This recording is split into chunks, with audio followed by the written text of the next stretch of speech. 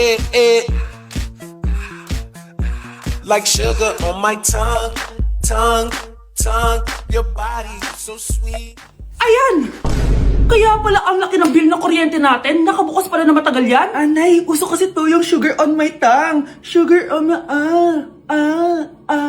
ganun. May alam din ako uso na pwede mong gawin. Talaga, Nay? Ano yun? Gagawin ko. Walang baon for a day. Ipambabayad ko sa kuryente yung baon mo. Nay naman eh. Ito na, isasara ko na to. Huwag mong babawasan baon ko ah. Akin na nga tong cake na to. Sige na, pumasok ka na sa kwarto mo.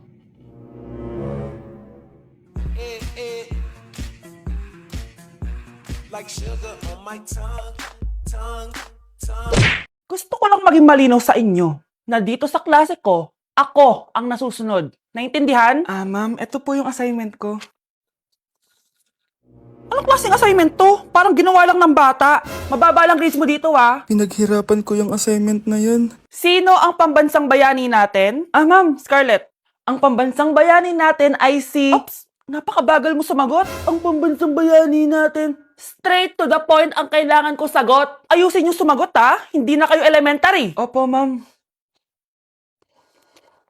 Pinayagan ba kita kumain sa loob ng klase ko? Ma'am. Akin na yan. Kung ayaw niyong binabastos kayo, wag niyo akong bastusin.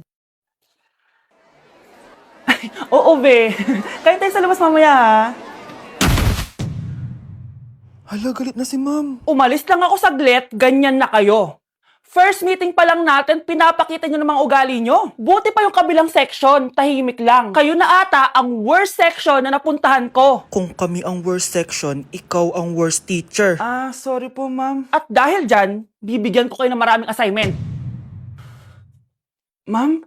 Oh, Scarlett, kamusta ka? Sana ikaw na lang ulit teacher namin. Ang sungit ng bago naming teacher eh. Hayaan mo. Next quarter, ako na ulit ang magiging teacher nyo. Talaga, ma'am? Thank you, Lord! Okay, class! Namiss nyo ba ako?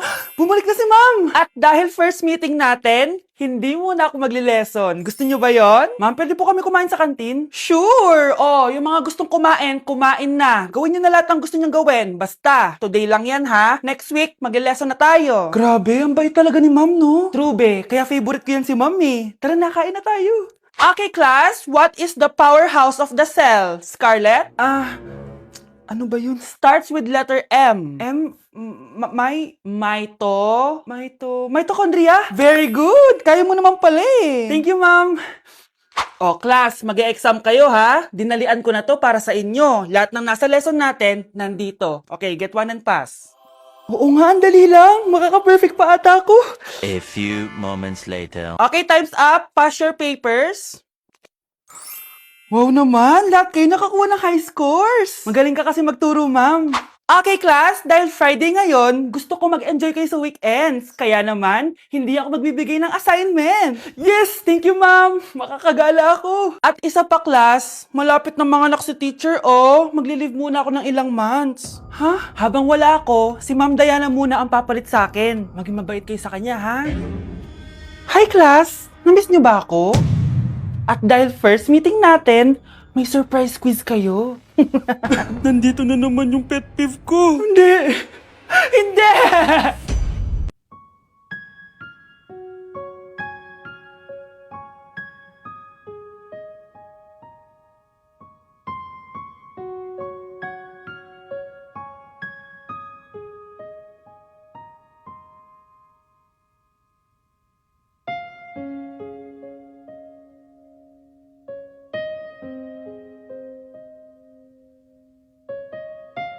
Anak, oh, manood ka na itong Cocomelon para malibang ka. Sige po, Nay. Ang cute nila. Quack, quack, but only 4 little ducks came back. Cocomelon ba yun? No, bawal yan. Ang dede ay pribado. Bawal ipakita to. Hindi Anak, ano yung pinapanood mo, ha? Nay, eto na yung bagong Cocomelon. Ay, iba na pala yung Cocomelon ngayon. ang kwet ay pribado. Bawal ipakita to. In fairness, educational siya, ha? Ang pepe ay pribado. Bawal ipakita to. Hindi dapat. Good morning, class! Good mood si ma'am ngayon na. Sana good mood lang siya gang mamaya. Bago tayo mag-start, mag-pray muna tayo, okay? Sino gusto mag-lead? Di ako marunong niyan, ikaw na lang. Lalo na ako, di nga ako sumisimba eh. Wala. Pag walang pumunta sa harap, lahat kayo ia-absent ko! Bes, ikaw na lang. Ma'am, ako na lang po. Madali naman pala kayo kausap eh. Okay, class. So, dito na nagtatapos sa lesson natin. Oh, may isang oras pa pala tayo eh. Sige na, i-dismiss ko na kayo. Yes, be, tara gala tayo. Tara be, buti na lang talaga dinismiss tayo agad. Aba, excited? Uwing-uwi? Ayaw niyo siguro sa subject ko, no? Maghihintay kayo hanggang 4 p.m. dito! Walang uuwi! Grabe naman yung mood swing ni ma'am. Nakakainis. I love you too. Okay, class. Dahil good mood ako today, hindi tuloy ang quiz at lesson natin. Ay, salamat, magagawa ko na yung assignment ko sa math. Bes, pakopya naman ako niyan. Aba, sino nagsabi sa inyo na pwede kayo gumawa ng assignment sa ibang subject, ha? Ma'am, talagang sinisira niyo mood ko, ha? Lahat kayo bagsak sa quiz!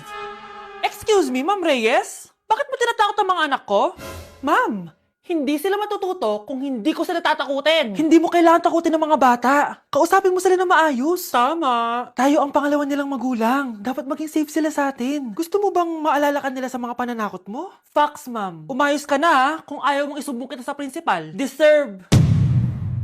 Update sa nawala kong passport. 9 o'clock na ng umaga at literal na wala akong tulog sa kaka-overthink ko. So pupuntahan ko na yung store kung saan ko naiwan yung passport ko. Lord, sana nandun pa. Nag-search ako tapos 10 a.m. daw sila nagbubukas. So pupunta na tayo doon bago sila magbukas. So naglalakad lang ako papunta sa subway. Nandito na ako sa subway, guys, and kinakabahan na ako. Hindi ko talaga alam gagawin ko pag wala talaga dun. No, hindi pwede. Makakapag-Japan kami. Kasi sayang yung mga binayad ko, be.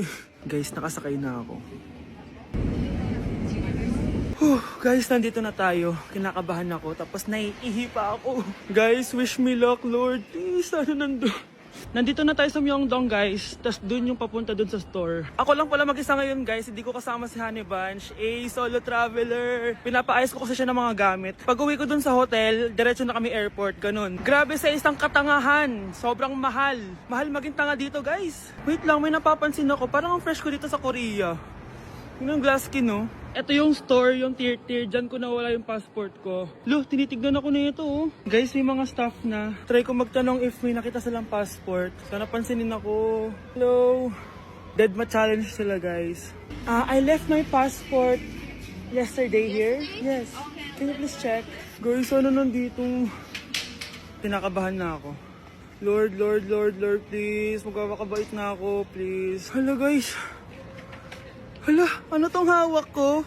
Passport ko yata to. Yes, makakapag-Japan tayo, guys. Over naman, no? Hindi na siya nag-overthink. Iniisip ko ngayon, pupunta tayo na Japan.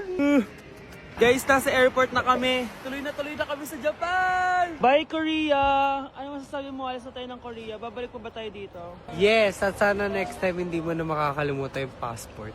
Nandito ako sa Japan at kakain tayo kasi di ako makatulog, guys. Time check, 1 a.m. na. Imbis na natutulog, kakain tayo. Buti na lang talaga sobrang lapit lang ng Family Mart sa hotel namin. Ito yung hotel namin, tapos ito lang yung Family Mart. Diba sobrang lapit? Sobrang daming pwedeng bilhin, oh. Daming onigiri, oh. Kuha tayo neto. Mukhang masarap tong chicken and vegetables. Hindi naman ako sobrang gutom. May mga gusto lang ako itry. Kuha tayo netong favorite kong drink. Try naman natin tong blueberry na flavor. Tapos ganito din yung Yakult nila dito. Actually, pampatulog pala to. Akala ko Yakult talaga siya. Ito muna bibilin ko dito. Hanap tayo ng 7-Eleven. Ito guys, may nahanap ako 7-Eleven. Parang masarap to, oh. Mukha siya lasagna. Tikman natin. Dito na lang natin siya kainin sa labas. Parang fantasy din kumain dito sa kalsada nila. Sobrang safe dito sa Japan, promise. Unahin na natin tong sushi. Alam nyo ba, kahit maglakad kayo mag-isa dito, sobrang safe, promise. Walang mga haras sa inyo. Walang kriminal, ganyan. Kaya ang sarap maglakad sa labas kasi alam mong safe ka, di ba? Tapos, sobrang babait pa ng mga Japanese. Swear. Pero sabi naman ng ibang Japanese, parang mas lang nila yon, pero ang totoo, ginajudge ka nila. Pero at least, di ba, mabait sila. Di kagaya na pumunta ako ng Hong Kong, sobrang susungit ng mga tao, sisigawan ka pa. Kapag may hinahanap ka, talagang tutulungan ka nila. Tapos palagi silang nakasmile. Kaya promise, Japan talaga yung favorite country ko. Last bite. Okay, next natin itong parang lasagna. Guys, sobrang bango. Sobrang sarap ng itsura niya. Tikman na natin. Ang sarap! Ito din yung gusto ko sa Japan. Sobrang sarap ng mga pagkain nila. Like, promise. Wala pa kami natitikman dito sa Japan na hindi masarap. Kaya every time na pupunta talaga kami dito, promise na yon, natataba kami. Pero okay lang, Japan to eh. Alam nyo, minsan, naisip ko na dito na lang kaya kami tumira. Pero ang naririnig ko sa ibang foreigners na nakatira dito, masaya lang daw dito as a tourist. Pero kung dito ka natitira at mag-work, nakaka-depress daw, ganyan nakakalungkot. Kasi sabi nila toxic daw yung work environment dito. Pero ako, kung titira ako dito, gusto ko forever tourist ako. Inumin natin tong Yakult na nakakaantok. Last bite! Pabalik na ako ng hotel guys and inumin na natin to favorite nating drink. Medyo malansa siya tas maasim. So yun lang guys, bye! Ayoko talaga sa kanya. Bes, ayan siya oh, yung pet peeve mo. Hi! Panira ng araw. Okay class, break time muna tayo. Hala, naiwan kayo bakit kong pagkain? Scarlett to, may sobra pa ako. Baka gutom ka na. Talaga? Bibigyan mo ko? Oo, ano ka ba? Gusto ko maging close tayo. Parang bumabait tong pet peeve ko ah.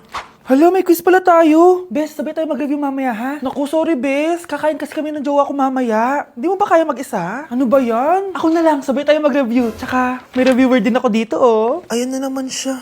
Sure ka? Ako talaga yung gusto mo kasabay mag-review? Oo naman, ba't naman hindi? Idol nga kita kasi ang talino mo eh. Sige na nga. Okay class, para sa activity natin today, pili kayo ng partner nyo. Best, partner tayo ah. Sorry na best, partner na kasi kami ng baby loves ko eh. Partner na kami ng baby loves ko eh. Tayo na lang yung partner, Scarlett. Ikaw na naman.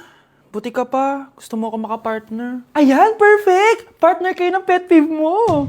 Ha? Best, pet peeve mo pala ako? After mo siraan sa amin yan, BFF na kayo ngayon? Samantha! Samantha, magpapaliwanag ako. Oh, ba't nandito ka? Pet peeve mo ako, di ba? Umalis ka na. Oo, pet peeve kita. Dati. Kasi ang sungit mo sa akin eh. Tapos palagi mo ako iniinis. Alam mo kung bakit? Kasi gusto kita. Ha? Wala, never mind. Samantha!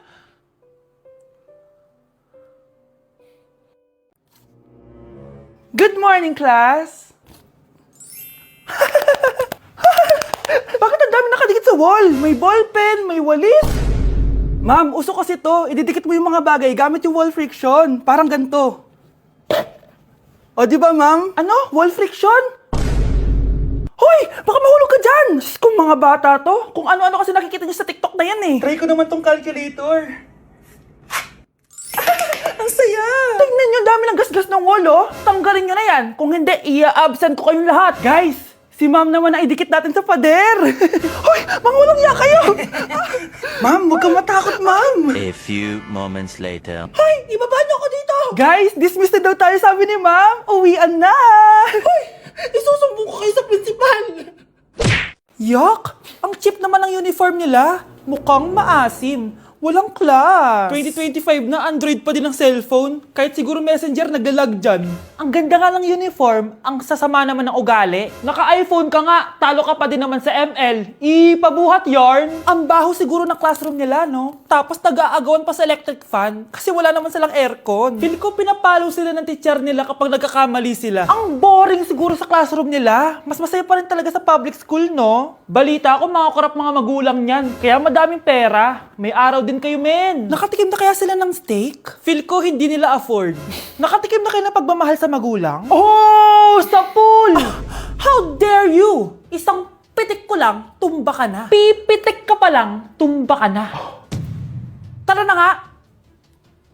Guys, finally, mapapakita ko na sa inyo yung bagong bahay namin. Matagal ko nga pala itong tinago sa inyo. Grabe, dati pangarap ko lang magkabahay. Pero sobra-sobra ang binigay ni Lord. Kung di siguro ako nag-TikTok dati, hindi ko mabibili ito, guys. Ito yung bunga ng mga pinaghirapan ko. Kaya tara, samahan nyo ako, itutur ko kayo. So, ito yung itsura niya sa pagpasok, guys. Labas pa lang, mapapawaw ka na agad. Tara guys, pasok tayo. Hoy! Hoy! Hoy! Sino ka? Responsive ka! Ba't nandito ka? Uy, guys, tayo dito. It's a prank, guys! Hindi talaga sa akin tong bahay. Pero sana in the future makabili din tayo ng gantong bahay. Yun lang. Bye-bye!